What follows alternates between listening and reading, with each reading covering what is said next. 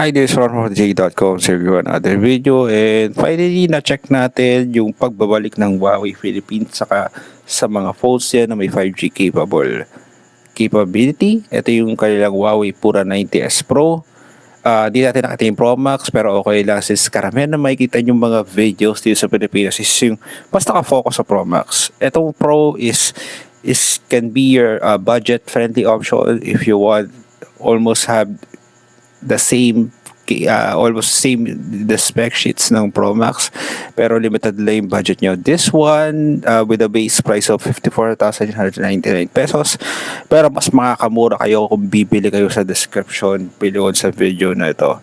So ito nga pala is may Kirin 9030S na processor, tapos may 6.6 inch display na may glass 2 protection. The rest of the specs is makita lang sa article natin sa website. Ito nga pala is may EMUI 16 na OS. Hindi ako masyadong wala akong problema masyado sa learning curve nito. Still familiar pa rin naman ako sa mga Huawei phones. Sobrang tagal na nung huli ko na-check na Huawei phone.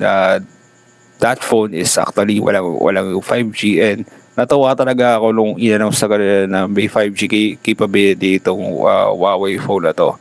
Ang medyo since kilala ang Huawei na maganda or magaling yung kanilang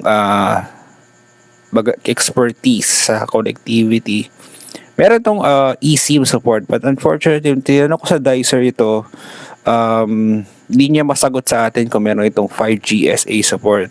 Hindi rin natin ma-search sa Google kung yung Kirin 9030S is kung merong 5G SA support. Natanong ko to especially now yung mga only 5G mobile data promos ng mga telcos. Mas na-maximize mo kasi yung promo. Basic experience ko, kung merong both 5G NSA and 5G SA. Kaya doon sa main driver ko ngayon. So this one is kaya niya up to 100x photo zoom, pero mas stable lang siya sa handheld kung 50x. So ginagamit natin itong sample na itong nasa harap since we have limited time to check on this one. And so far I'm impressed. Impressed ako on this one.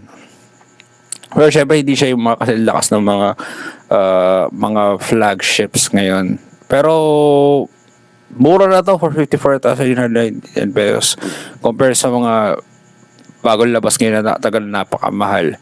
So yan, may kita napakaraming options ng Huawei Pura 90s Pro, and so far so good. Okay naman siya. So that's it, and I hope you like this video. Follow social media description below. Yan. So ito yung Huawei Pura 90s Pro. So that's it. Hope you like this video. Follow social media description below and click the subscribe button.